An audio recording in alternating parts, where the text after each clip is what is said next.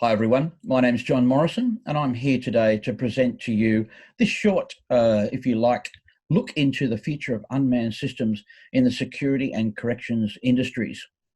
I've had a career in manned aviation, general aviation sector for around 45 years. I've spent the last 12 or so years as an aeromedical pilot in the industry. 5 years ago, my son and I began getting interested in RPAS and UAVs and UAS sector, building and testing various drones, and we formed Morrison Robotics, a small family company. So we are basically a small group of pilots and engineers interested in this sector, working our way through many of the opportunities that are there for us with UAS. We partnered with Merwin Partners around 4 years ago. They were developing systems for law enforcement and security in the corrections industries, and they needed a consultant in the UAS sector. And so we were very lucky enough to hook up with them. And I think the strength of this is that we have a blended group of skill sets that tend to bring a lot to it. And I think that's what's great about this sector, is that by having even small companies get together, they can work out some pretty enterprise level solutions, if you like. Let's get into it. The future of unmanned systems in the security and corrections industry. There's a little bit of a dilemma here, and it's friend or foe. We find ourselves looking at the way of counter intelligence and counter drone technologies, and yet the same sector wanting to use drones and UAS for their security purposes. So on one hand, they're saying, let's get rid of all the drones. On the other ones, well, what can they do? So there is a conundrum, if you like, the friend or foe conundrum. We often face that in this industry, where we've got friend of rescue, medical assistance, civil disaster management, environmental services, and security services. And against foe, we can see disruption of emergency services, danger to manned aircraft, privacy issues, and of course, security risks to prisons. How do we get there? One of the first things to look at is autonomous versus autonomy, automation versus autonomy, I should say. And these things had been confusing in the past. If we look at a quick definition of those, automation is the ability of a system to perform well-defined tasks and to produce deterministic results. It does not usually replace the human. Instead, it changes the nature of the human's work from a direct operations to a supervisory role. That is automation. Various levels of automation, high automation, we see in the aviation industry these days with autopilots and computers. Autonomy, on the other hand, is the ability of a system to perform specific tasks independently without human intervention and specific scenarios. So there's a lot of integration with AI technologies in autonomy. And of course, that's where the future is going to be in autonomous vehicles. At the moment, we have no real regulatory framework around autonomy. Now, of course, our regulator will tell you that you can really make a submission to fly anything. And there are autonomous manufacturers that are working towards getting a framework that they can work in. But you have to make a safety case around it. And it's going to be a difficult one in terms of the ethics with artificial intelligence, and also not having that regulatory framework and guidance for manufacturers to work in. So our clients are looking for the drone in the box solution. They want to have a box, and regularly, perhaps half an hour, every hour, their aircraft takes off and flies around a perimeter, does a security task, uses the AI, perhaps looking for someone who was moving around the fence line or so forth, and that they would stop and make an alert. There's a truly sort of autonomous program. And I think the thing to remember here is a lot of this is really just software. Good software that really is accountable for the things that it's doing with the aircraft. Automated would be that human interface, perhaps where the guard or person working in corrections would push the button and make sure the sky is clear, and which is a great idea, and the aircraft would go and perform its task while a pilot monitors, and we have that human interface. So we're there at the moment. We've got good aircraft, off-the-shelf commercial aircraft, that will fly these pre-programmed, highly automated missions and do them very, very well. The future is going to see autonomy come in, though. There's no doubt about that. We can see it coming in all sorts of other various sectors in terms of autonomous cars and autonomous trains and trucks and so forth. And that technology is going to grow and grow as the software becomes more and more sophisticated and the AI becomes more and more reliable. And just seeing there from my slide, pointing out the characteristics there, you can see quite clearly that automation has sensing ability.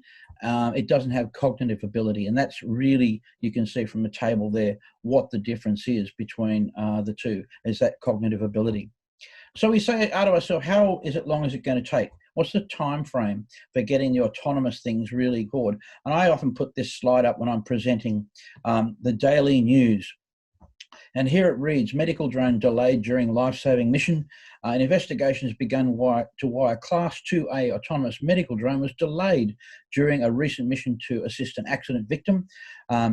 Initial reports indicate that a drone sensed a manned helicopter, a news helicopter, hovering over the accident site, causing the drone to hold a distance of 2 kilometres until the helicopter had cleared. Ambulance officers at the scene launched a signal flare, warning the pilot a drone was overhead.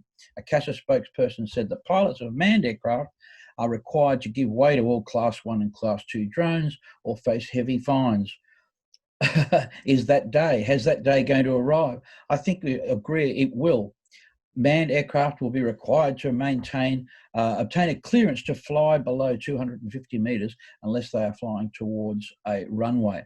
Now, those of us in manned aviation think, hang on, this is going to be our airspace, but I can see it changing. We can see the way UTMs are being developed and managing low-level airspace, and there will be a point where we talk about having blended manned and unmanned aircraft. There will be a point where laneways and highways for unmanned aerial vehicles will have to be clear of manned aircraft to operate safely.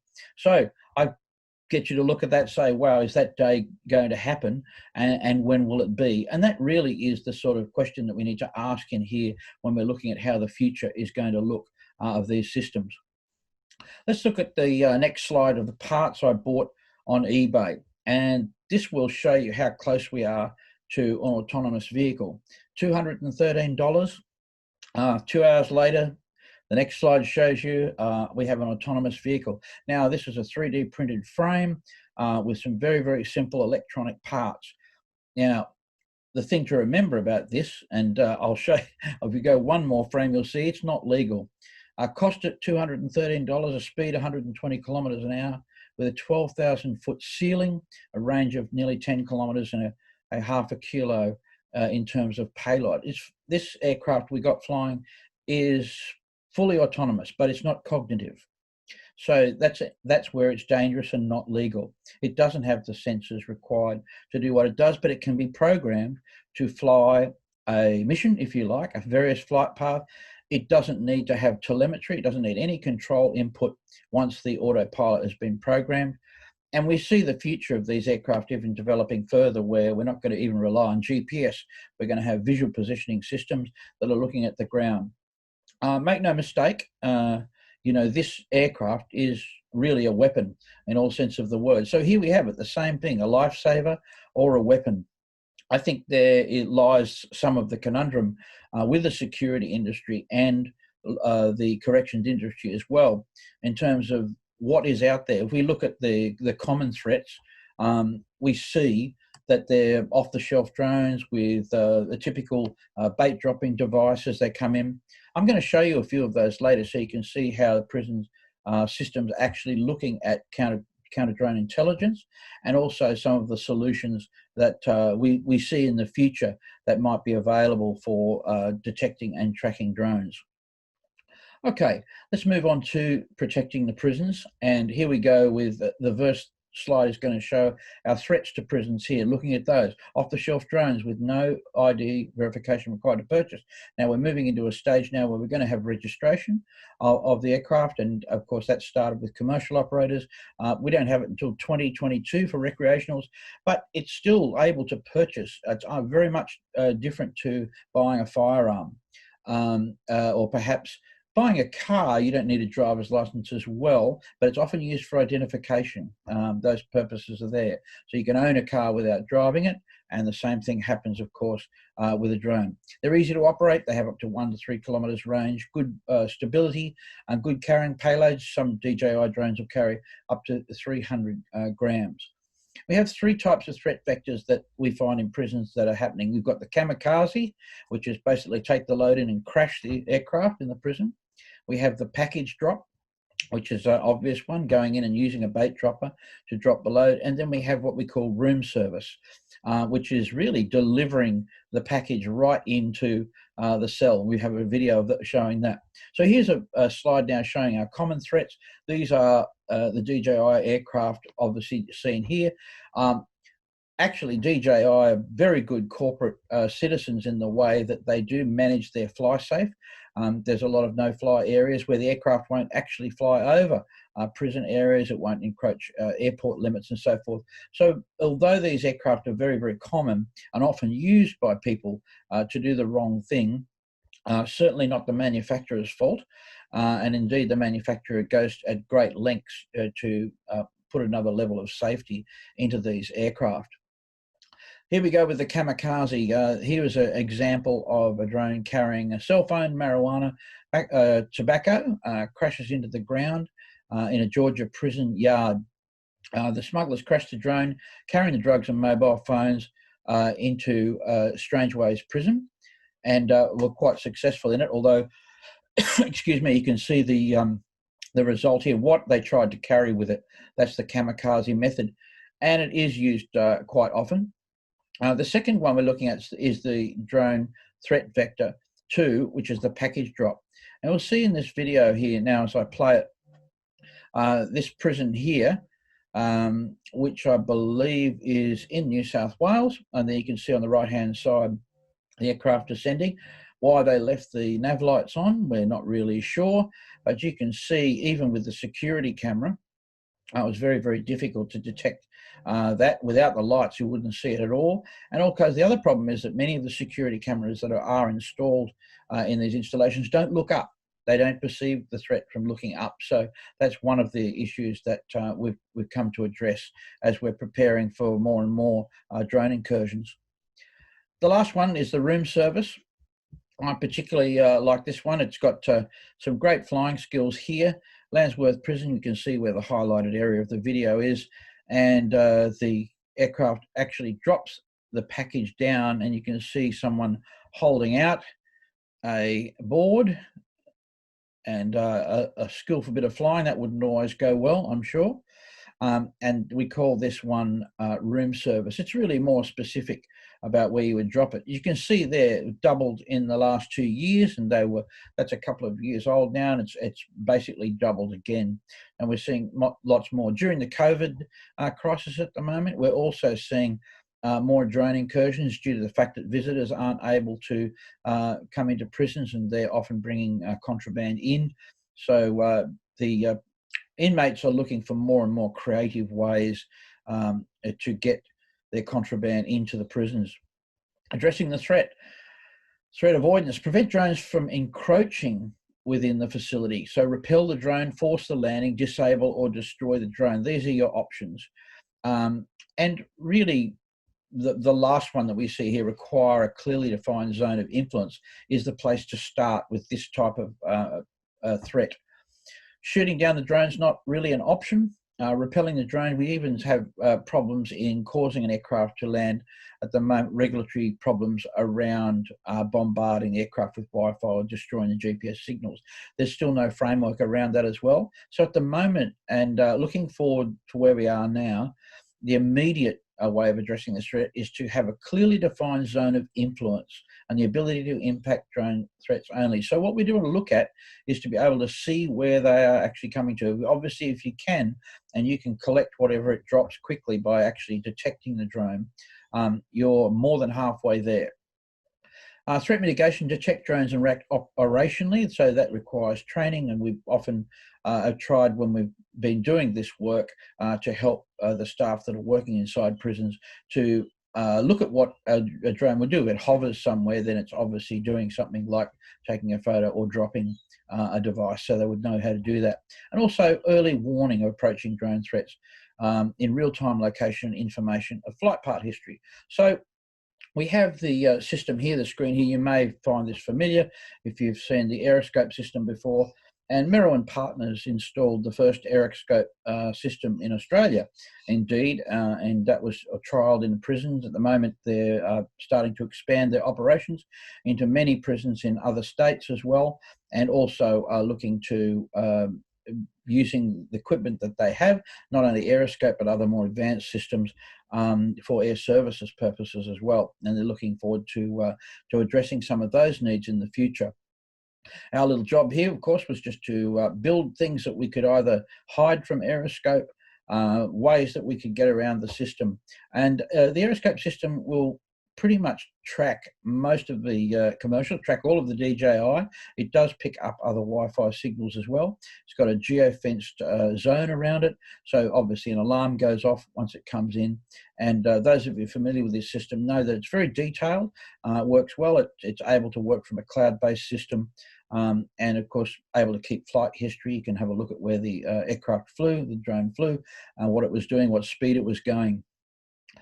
So we move forward, resolving this friend or foe conundrum, and some of the solutions that we find are going to help require all GPS drone operators to be registered. We know that that's in train now. We believe there's going to be a lot of good things about that in terms of accountability, particularly with mitigating risks to unlawful use.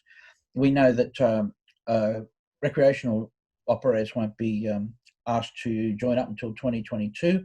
So there's a bit of a take-up time there. But eventually, I think even purchasing will require some kind of license and identification then to be registered, and for all good reasons, so that the industry can move forward in a safe and perhaps more respectable manner. Protect airspace stakeholders in the air and on the ground. So restricted areas and no-fly zones, geofencing.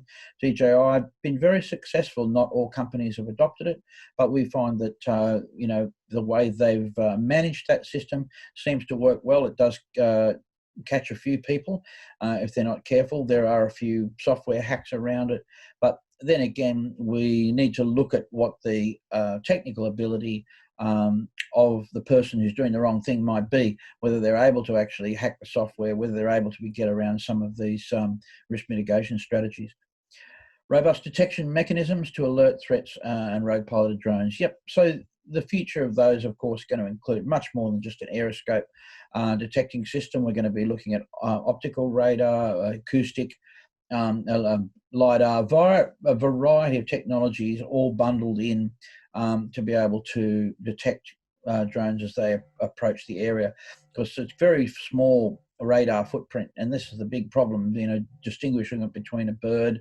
AI will help in that regard in terms of determining, and also the acoustic footprint as well, much more sensitive acoustic receivers as we work. So that technology is really marching forward quite quickly. There's a big demand for it, and it's going to play a huge role in the future of any UTM being able to track and trace, and of course providing proactivity. It's not just only tracking drones for the purposes of finding out who's operating them in an unlawful manner, but also tracking of drones when they're involved in commercial activities as well. Is going to be an important thing as we move forward. Well, that's a bit for now. Just a little quick look today. John Morrison from Morrison Robotics, and I mentioned again Morrison Partners, our technology partner in the corrections industry. And we hope you've enjoyed the presentation today, and look forward to seeing those fully autonomous vehicles one day, but when all the pilots have retired, perhaps. Thanks for listening, everybody.